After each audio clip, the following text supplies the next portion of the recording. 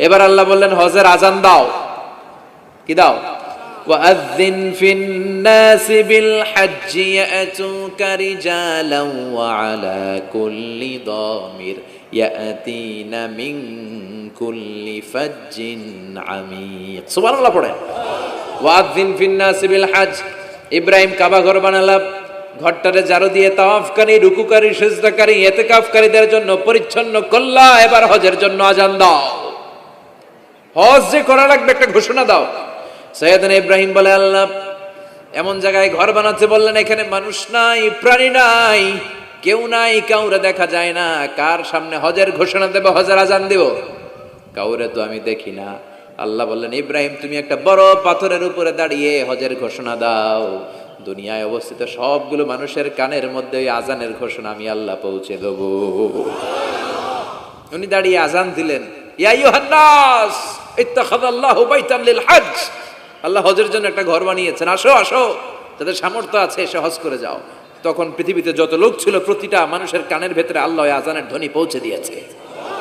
America যে আছে মানেন না? যারা এখনো হজে যান নাই, হজে যারা এখনো যান নাই, কাবা ঘর নিজ চোখে সরাসরি দেখছেন? টিভিতে না, টিভিতে তো সবাই দেখছে, সরাসরি কাবা ঘর দেখছেন? তো আপনি যে দেখেন নাই, আপনি সৌদি আরব যে আছে কাবা ঘর যে আছে মানেন না? নাস্তিকরা বাতাস খালি চোখে দেখে না, দেখে, কিন্তু নাস্তিকরা বাতাস মানে না। Why do you believe on that? বাতাস মানুষ কেন?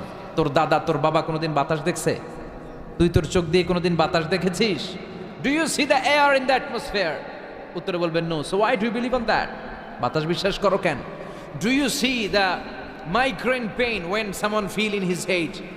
কেউ যখন মাথা ব্যথা অনুভব করে বলে যে আমার মাথাটায় প্রচন্ড ব্যথা, ওর যে মাথা ব্যথা দেখা যায়? কথা বলেন। ভাইজানের মাথা ব্যথা প্রচন্ড দেখা যাচ্ছে? মাথা ব্যথা থাকলেও মাথার অবস্থা যা, না থাকলেও এটা দেখা যায় না। So why do you believe on that? মাথা ব্যথা দেখা যায় না তো বিশ্বাস করোস কেন? এগুলো কপাল পড়া, এগুলো হচ্ছে নাম্বার ওয়ান হাদারা মুল্লুক্কা পাঠা।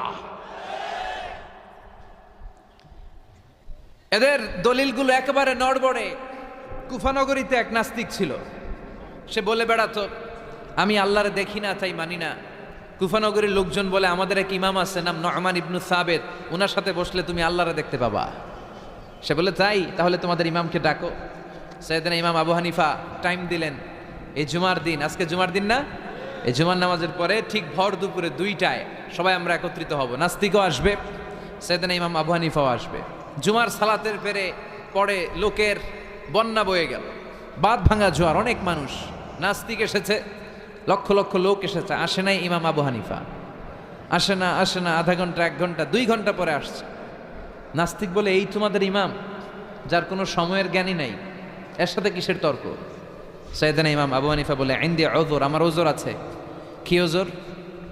সাইয়েদনা ইমাম আবু হানিফা বলেন আমি ঘর থেকে বের হয়ে আসার পথে একটা নদী পার হয়ে আসতে হয়।